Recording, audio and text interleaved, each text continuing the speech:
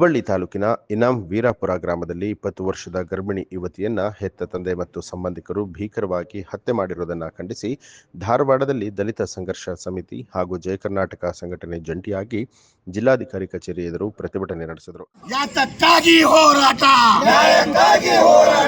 ಅಯ್ಯಯ್ಯೋ ಅಯ್ಯಯ್ಯೋ ಅನ್ಯಾಯ ಅನ್ಯಾಯ ಅಯ್ಯಯ್ಯೋ ಅಯ್ಯಯ್ಯೋ ಅನ್ಯಾಯ ಅನ್ಯಾಯ. ದಲಿತರ್ಯಾರು ಕುರಿಗಳಲ್ಲ, ದಲಿತರ್ಯಾರು ಕುರಿಗಳಲ್ಲ, ದಲಿತರ್ಯಾರು ಕುರಿಗಳಲ್ಲ.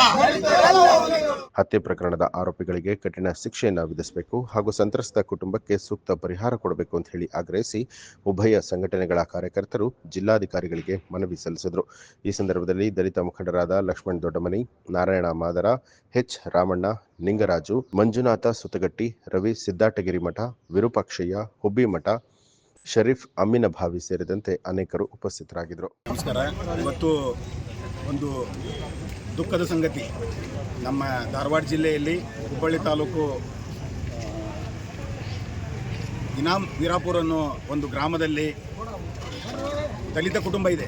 ಆ ದಲಿತ ಕುಟುಂಬದ ಹುಡುಗ ವಿವೇಕಾನಂದ ದೊಡ್ಡಮನಿ ಅನ್ನೋರು ಮಾನ್ಯ ಪಾಟೀಲ್ ಅನ್ನೋ ಒಂದು ಗೌಡ್ರ ಹುಡುಗಿಯನ್ನು ಮದುವೆ ಆಗ್ತಾರೆ. ಆ ಮದುವೆ ಆಗಿದ್ದು ಒಂದು 8ರಿಂದ 10 ತಿಂಗಳಿಂದ ಆಗೈತಿ. ಅವ್ರನ್ನ ಹೊಡಿಬೇಕು ಕಡಿಬೇಕು ಅಂದಾಗ ಇಬ್ಬರು ದಂಪತಿಗಳು ಹಾವೇರಿ ಜಿಲ್ಲೆಯಲ್ಲಿ ವಾಸ ಮಾಡಿರ್ತಾರೆ. ಹುಡುಗಿ ತುಂಬ ಗರ್ಭಿಣಿ, 7 ತಿಂಗಳ ಗರ್ಭಿಣಿಯನ್ನು ಶ್ರೀಮಂತ ಕಾರ್ಯಕ್ರಮ ಮಾಡಿದ್ರಾತಂಥೇಳಿ ಅವ ತನ್ನ ಗ್ರಾಮಕ್ಕೆ ಕರ್ಕೊಂಡು ಬರ್ತಾನೆ. ಇರ್ತಕ್ಕಂಥ ಮಾನ್ಯ ಪಾಟೀಲ್ ಕುಟುಂಬದವರು ಆ ತಾಯಿಯನ್ನು ಬರಬರವಾಗಿ ಹತ್ಯೆ ಮಾಡಿದ್ದಾರೆ.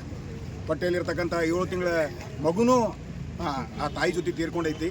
ಮತ್ತು ಅದೇ ಅಲ್ಲದೆ ವಿವೇಕಾನಂದ ದೊಡ್ಡಮನಿ ಕುಟುಂಬದ ಕುಟುಂಬಸ್ಥರಲ್ಲಿ ಒಂದು 5-6 ಜನಕ್ಕೆ ಮ್ಯಾಕ್ಸಿಮಮ್ ಹಲ್ಲೆ ಮಾಡಿದ್ದಾರೆ.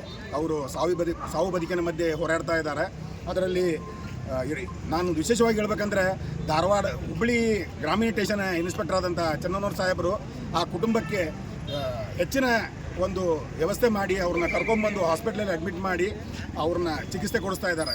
ಇವತ್ತು ಆ ತಾಯಿಯ ಆತ್ಮಕ್ಕೆ ಶಾಂತಿ ಸಿಗಬೇಕಂತೇಳಿ ನಾವು ದಲಿತ ಸಂಘರ್ಷ ಸಮಿತಿ, ಅಂಬೇಡ್ಕರ್ ವಾದ ಹಾಗೂ ಜಯ ಕನ್ನಡ ಸಂಘಟನೆ ವತಿಯಿಂದ ಆ ತಾಯಿಯ ಆತ್ಮಕ್ಕೆ ಶಾಂತಿ ಸಿಗಲೆಂದು ನಾವು ಇವತ್ತು ಶ್ರದ್ಧಾಂಜಲಿಯನ್ನು ಮಾಡಿದ್ದೇವೆ. ಆ್ಯಕ್ಚುಲಿ ಆ ಸಹೋದರಿ ಮತ್ತೆ ಹುಟ್ಟಿ ಬರಬೇಕಂತ ನಾವು ಕೇಳ್ಕೊತಾ ಇದ್ದೀವಿ. ನಮಸ್ಕಾರ.